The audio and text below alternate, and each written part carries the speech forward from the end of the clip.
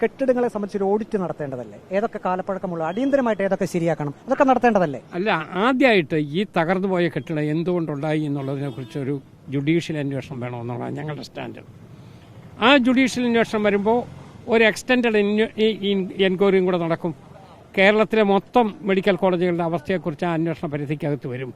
അതുകൊണ്ട് സ്വാഭാവികമായിട്ടും ഇതിൻ്റെ അവസ്ഥയെക്കുറിച്ച് ജുഡീഷ്യൽ അന്വേഷണം തന്നെ വേണം. എങ്കിലേ ഇതിൻ്റെ സത്യസ്ഥിതി പുറത്തു വരൂ. ഇതിൻ്റെ മേളിൽ ഈ അഴുക്കുകൾക്കെല്ലാം മേളിൽ കാർപ്പറ്റ് വിരിച്ച് ഇത് മൂടി വെക്കാൻ സാധ്യമല്ല. അതുകൊണ്ട് ജുഡീഷ്യൽ അന്വേഷണം വേണം. അതിനകത്ത് ഈ പറഞ്ഞതുപോലെ ടേംസ് ഓഫ് റെഫറൻസിനകത്ത് ഈ കെട്ടിടങ്ങളുടെ ശോച്യാവസ്ഥയും ചേർക്കണം. ഇപ്പോൾ JCB ഉൾപ്പെടെയുള്ള കാര്യങ്ങൾ ഇങ്ങോട്ടേക്ക് അവിടേക്ക് ചെല്ലാൻ വളരെയധികം ബുദ്ധിമുട്ടി. അത് യഥാർത്ഥത്തിൽ ഇതിന് പുറത്ത് ഒരു 6 മീറ്റർ വീതിയിൽ റോഡുണ്ടാകേണ്ടതാണ്. അതൊന്നും ഇല്ലാതെ ആണ് ശാസ്ത്രീയത എന്ന് പറയുന്നത് ഇല്ല. അതൊക്കെ ഉണ്ടാകേണ്ടതായിരുന്നു.